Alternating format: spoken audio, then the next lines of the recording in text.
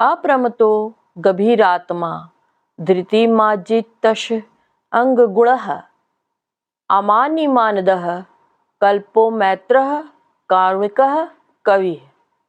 वह प्रमाद रहित, गंभीर स्वभाव और धैर्यवान होता है। भूख प्यास शोक मोह जन्म मृत्यु ये छहों उसके वश में रहते हैं।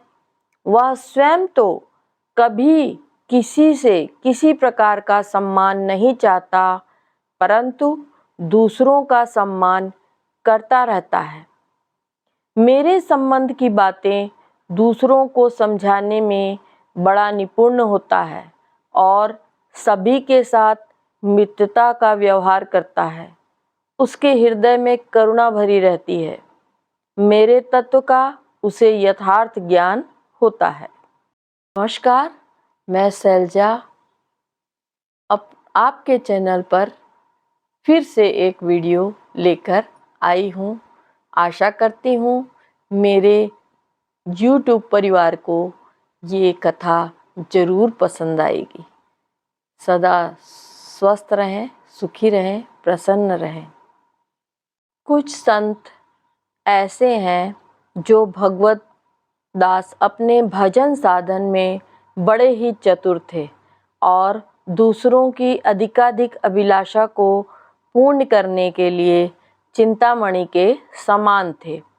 ये संत जगत में प्रसिद्ध हुए और इन्होंने अपने सुयश से जगत को प्रकाशित किया। ऐसे ही एक संत थे श्री सोम जी। श्री सोम जी बड़े ही समृद्धशाली संत थे। आपके यहाँ संत सेवा, कथा कीर्तन, सत्संग की धूम मची रहती थी।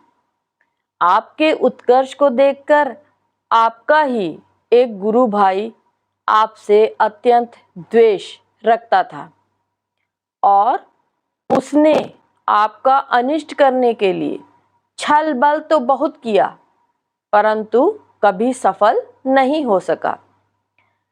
तब अंतोतगत्वा उसने आपके श्री गोपाल जी को चुराकर गहरे जलाशय में फेंक दिया, परंतु श्री गोपाल जी स्वयं जलाशय से निकलकर सिंहासन पर आ विराजे।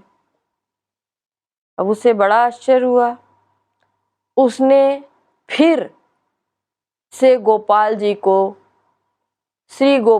को फेंक दिया, परंतु श्री गोपाल जी फिर आ गए।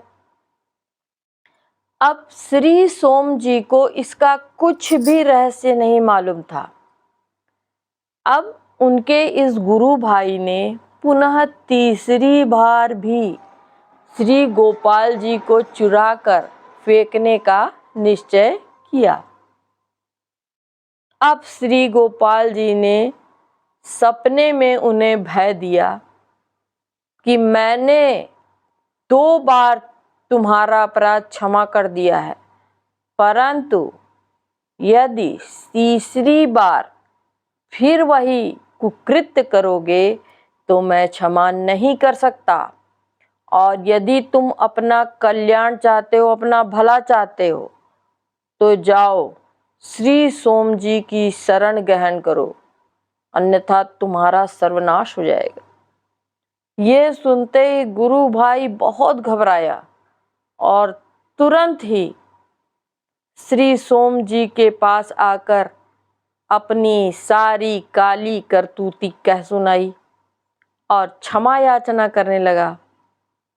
श्री सोम जी ने उसका कोई अपराध ना तो जाना ही था और ना ही माना ही था, फिर भी उसकी प्रार्थना करते सुनकर उसे क्षमा दान देते हुए उन्होंने कहा कि अब आप संत भगवंत सेवा करो, और संत भगवंत सेवा का उनको आदेश दिया।